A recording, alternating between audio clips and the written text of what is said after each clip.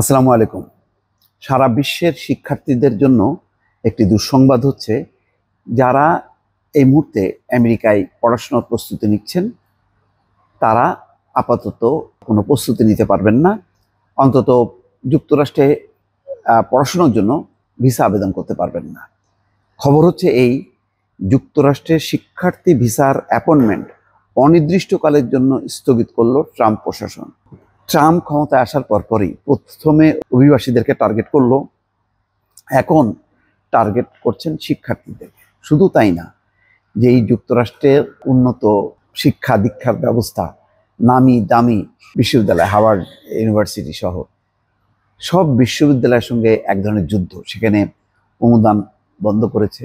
তার অভিযোগ হলো, এই সমস্ত বিশ্ববিদ্যালয়ে বামপন্থা, অতিরিক্ত বামপন্থা, তারা স্বাধীন মুক্তভাবে শিক্ষার্থীরা বিক্ষোভ করে, শিক্ষকরা স্বাধীন, এবং তারা নির্যাতিত মানুষের পক্ষে কথা বলে, ফিলিস্তিনিদের পক্ষে কথা বলে, বিক্ষোভ করে। এসব ব্যাপার নিয়ে তিনি খুবই বিরক্ত ছিলেন। প্রথমে অনুদান বন্ধ করলেন, এবং এখন যাতে বিদেশি শিক্ষার্থীরা পড়াশুনো করতে না আসতে পারে, সেই কারণে অ্যাপয়েন্টমেন্টের কার্যক্রমটা অনির্দিষ্টকালের জন্য স্থগিত করছে। খুবই দুঃখজনক। বাংলাদেশ তো বটেই, সারা বিশ্বের যারা শিক্ষার্থী, যাদের টার্গেট হচ্ছে যুক্তরাষ্ট্রে তারা পড়াশোনা করবে, তাদের উন্নত জীবন গড়বে যুক্তরাষ্ট্রে, অথবা সেখান থেকে শিক্ষা নিয়ে নিজের দেশে ফিরে এসে তারা ভালোভাবে বড় বড় বিশ্ববিদ্যালয়ে নামি দামি প্রতিষ্ঠানে অধ্যাপনা করবেন বা অন্যান্য পেশায় নিয়োজিত হবেন, তারা এখন মানে অনিশ্চয়তার মধ্যে পড়ে গেল, এবং এই সমস্ত কবে শেষ হবে তার কোনো ঠিক নেই।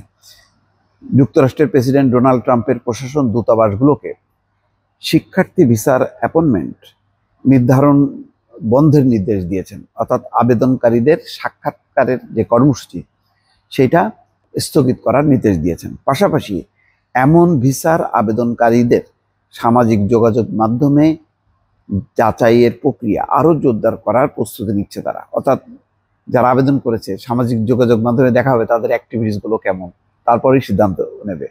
এই হচ্ছে স্বাধীনতা। মার্কিন যুক্তরাষ্ট্র নাকি গণতন্ত্রের একেবারে অগ্রদূত।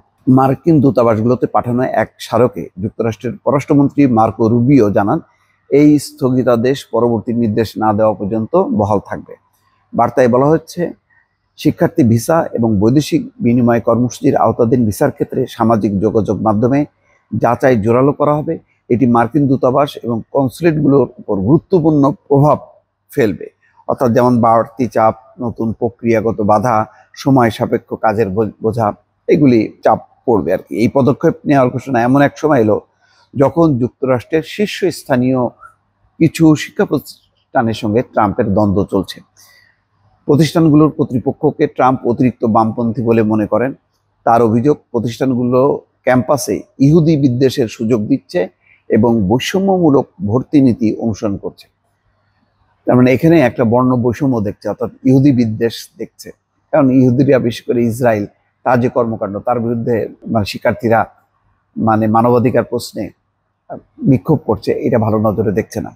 বিবিসি মার্কিন সহযোগী সংস্থা সিবিএস নিউজ পররাষ্ট্র দপ্তরের ওই স্মারক দেখেছে। তাতে মঙ্গলবার যুক্তরাষ্ট্রের দূতাবাসগুলোকে বলা হয়েছে, ভিসা প্রত্যাশী যেসব শিক্ষার্থী এখনো অ্যাপয়েন্টমেন্ট পাননি তাদের অ্যাপয়েন্টমেন্ট ক্যালেন্ডার থেকে সরিয়ে ফেলতে, তবে যাদের অ্যাপয়েন্টমেন্ট ইতিমধ্যে নির্ধারিত হয়েছে তারা সাক্ষাৎকার দিতে পারবেন।